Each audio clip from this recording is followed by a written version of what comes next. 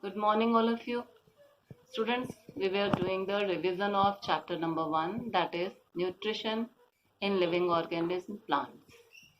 We did in this chapter, in the revision, we did nutrients, nutrition, different type of nutrition, that is autotrophic mode of nutrition and heterotrophic mode of nutrition.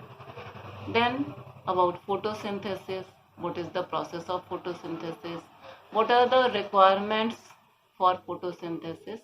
That means what are the raw materials required for the process of photosynthesis and how do the raw materials reaches to the leaves.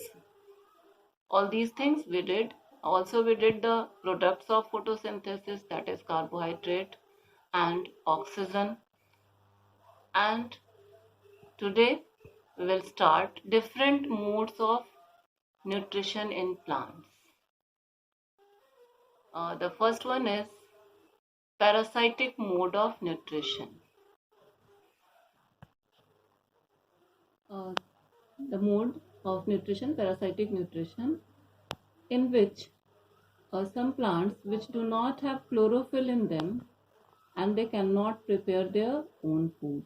They also depend upon other plants for their food, and that means they have the heterotrophic mode of nutrition. The picture which is on your screen is showing a plant, yellowish colored thread like structure, which is a plant, and the name of this plant is dodder or cascata, or it is also known as amarvale.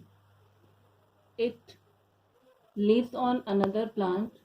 Since it doesn't have chlorophyll in it, it takes its food from other plants. That means it derives its nutrition from other plants and it is a parasite.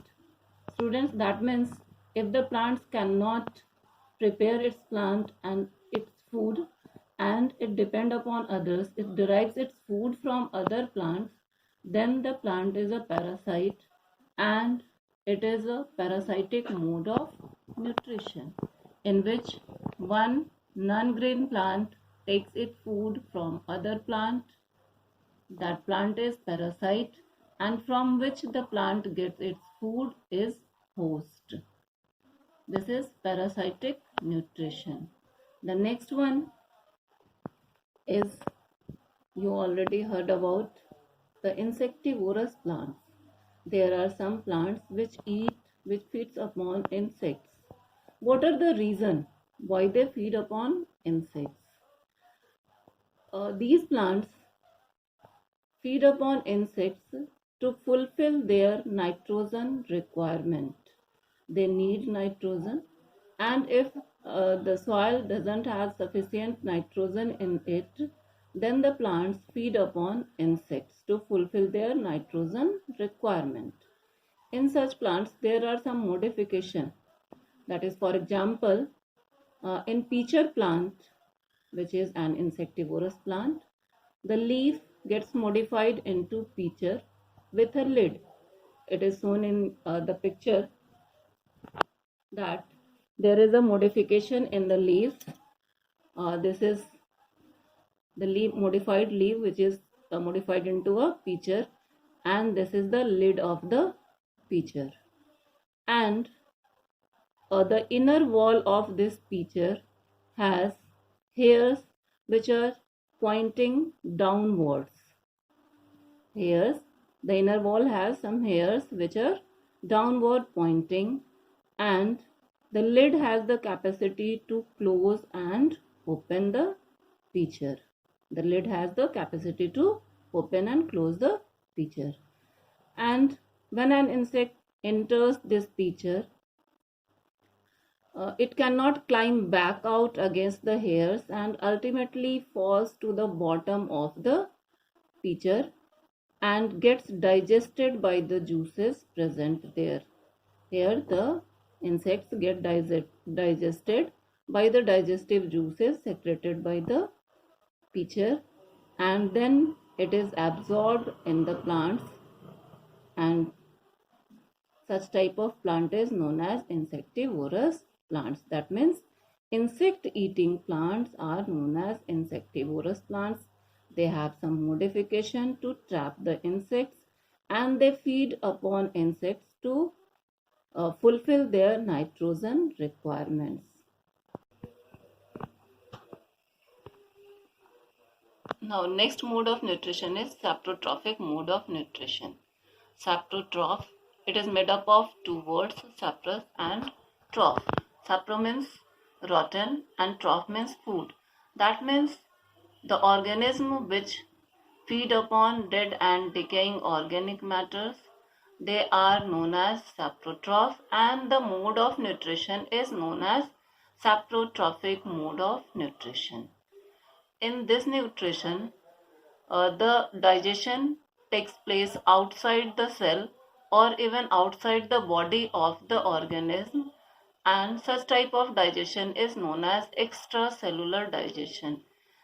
These organisms secrete a digestive juice on the organic matter, then the organic matter gets broken down and then it is absorbed in the body of the organism.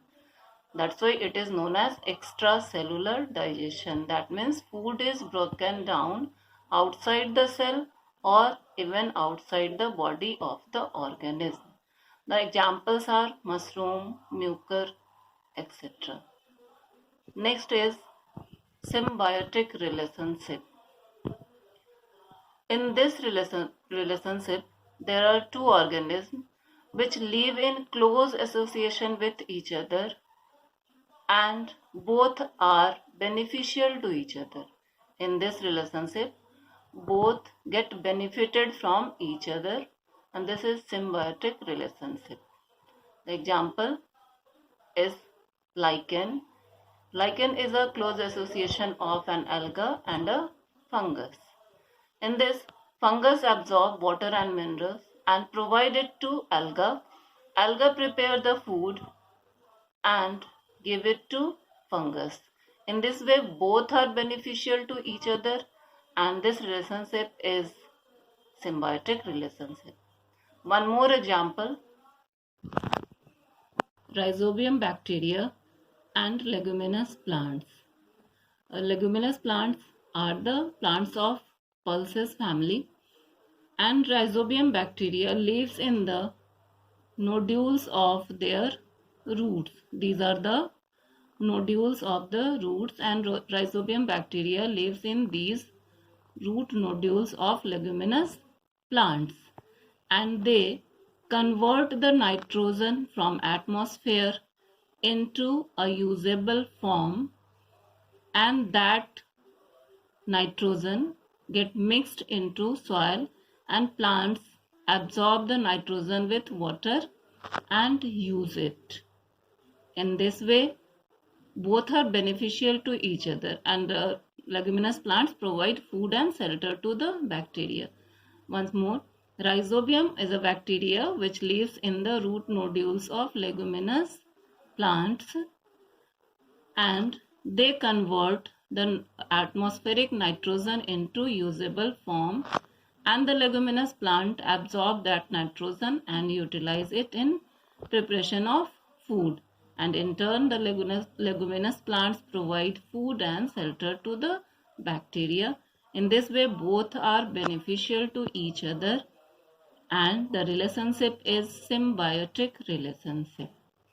Now the next topic of the chapter, which is to be revised, is how are nutrients replenished in the soil. As you know that plants absorb water and mineral to prepare the food, and we get our food from plants, and the process takes place continuously.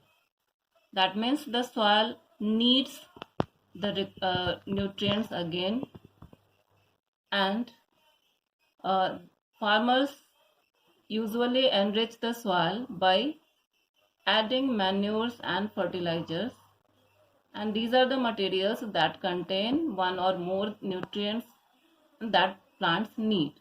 That means in this way, farmers enriches the soil. But in forest, where no one goes to add fertilizers, the decomposition of dead leaves and other plant and animal materials enriches the soil with nutrients. As all of you know that there are some decomposers which break down the dead parts and excreta of animals into minerals, and that minerals get mixed into the soil, and in this way the soil get the nutrients again, and the cycle continues. That means there are different ways by which the soil get nutrients again and again. The first one is decomposition of dead parts of organism, then fertilizers added by farmers, bacteria like rhizobium which convert the nitrogen of atmosphere into usable form, and manures which are also added by the farmers. These are the different ways by which nutrients replenished in the soil. We have revised all the topics of the chapter, and I think the terms which are used in this chapter is clear to all of you. Read the chapter once and then solve the questions. Thank you. Have a nice day.